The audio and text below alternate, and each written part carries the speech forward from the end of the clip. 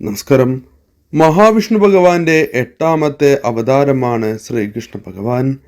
ലോകത്തിൽ ഏറ്റവും കൂടുതൽ ആളുകൾ ആരാധിക്കുന്ന ദേവതകളിൽ ഒന്നാണ് ശ്രീകൃഷ്ണ ഭഗവാൻ. ഇതിന് കാരണം ശ്രീകൃഷ്ണ ഭഗവാന്റെ മനുഷ്യതുല്യമായ ജീവിതം തന്നെയാകുന്നു. ഭൂമിയിൽ നിന്നും അധർമ്മത്തെ ഇല്ലാതാക്കി ധർമ്മം പുനഃസ്ഥാപിക്കുക എന്നതാണ് ഭഗവാന്റെ അവതാര ലക്ഷ്യം. നമ്മുടെ വിശ്വാസത്തിനും ആത്മാർത്ഥതയ്ക്കും അനുയോജ്യമായ ഒരു കൂട്ടം വാക്കുകൾ ചിട്ടപ്പെടുത്തിയിരിക്കുന്നതാണ് മന്ത്രങ്ങൾ. ഇവ ഊർജത്തിൻ്റെ കലവറകൾ തന്നെയാണ്. നിരന്തരമായ ചിന്തനം കൊണ്ട് സംരക്ഷണം കിട്ടുന്നു എന്നതാണ് മന്ത്രം എന്ന വാക്കിൻ്റെ അർത്ഥം. എന്നാൽ ചിട്ടയോടെ ജപിച്ചില്ല എങ്കിൽ വിപരീത ഫലവും ഉണ്ടാകും എന്ന് പറയപ്പെടുന്നു. ഭഗവാൻ ശ്രീകൃഷ്ണന്റെ ഉപാസനാ മന്ത്രങ്ങൾ നിത്യവും ജപിച്ചാൽ അനേകം ഫലങ്ങൾ ഉണ്ടാകും എന്നാണ് വിശ്വാസം.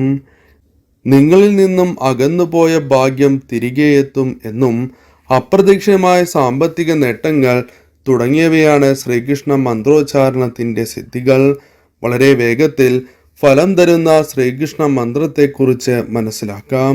ഈ മന്ത്രം ജപിക്കുമ്പോൾ ശ്രദ്ധിക്കേണ്ട കാര്യങ്ങളെക്കുറിച്ചും മനസ്സിലാക്കേണ്ടതാണ്. ശ്രീകൃഷ്ണ മന്ത്രം. കൃഷ്ണായ വാസുദേവായ ഹരയേ പരമാത്മനെ പ്രണത ഗോവിന്ദായ നമോ നമഃ എന്നാകുന്നു. മന്ത്രം ഒന്നുകൂടി ജപിക്കാം. കൃഷ്ണായ വാസുദേവായ ഹരയേ പരമാത്മനെ പ്രണത ഗോവിന്ദായ നമോ നമഃ എന്നാകുന്നു. ഈ മന്ത്രത്തിൻ്റെ അർത്ഥം ഇപ്രകാരമാണ്: വസുദേവ പുത്രനും ഭക്തരുടെ പാപങ്ങളെ ഹരിക്കുന്നവനും പ്രണമിക്കുന്നവരുടെ ക്ലേശങ്ങളെ ഇല്ലാതാക്കുന്നവനും സകല ചരാചരങ്ങൾക്കും ആശ്രയവുമായ ഭഗവാൻ ശ്രീകൃഷ്ണനെ എപ്പോഴും നമിക്കുന്നു എന്നാണ്. ഈ മന്ത്രം അതിരാവിലെ തന്നെ ജപിക്കുവാൻ ഏവരും ശ്രദ്ധിക്കേണ്ടതാണ്. ഇങ്ങനെ ജപിക്കുമ്പോൾ നിലവിളക്ക് കൊളുത്തിയതിനു ശേഷം ജപിക്കുന്നതാണ് അതിവിശേഷം. ഇങ്ങനെ ജപിക്കുന്നതിലൂടെ പെട്ടെന്ന് ഫലസിദ്ധി വന്ന് ചേരും എന്നും വിശ്വാസമുണ്ട്. 108 തവണയാണ് ഈ മന്ത്രം ജപിക്കേണ്ടത്.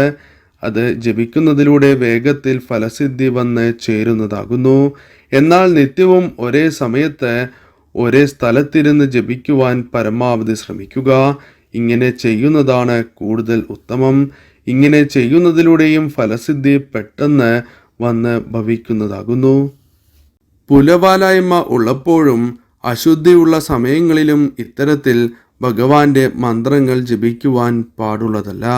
ശുദ്ധിയായതിനു ശേഷം മാത്രമേ ഭഗവാന്റെ മന്ത്രങ്ങൾ ജപിക്കുവാൻ പാടുള്ളൂ. ഈ കാര്യവും പ്രത്യേകം ശ്രദ്ധിക്കേണ്ടതാണ്.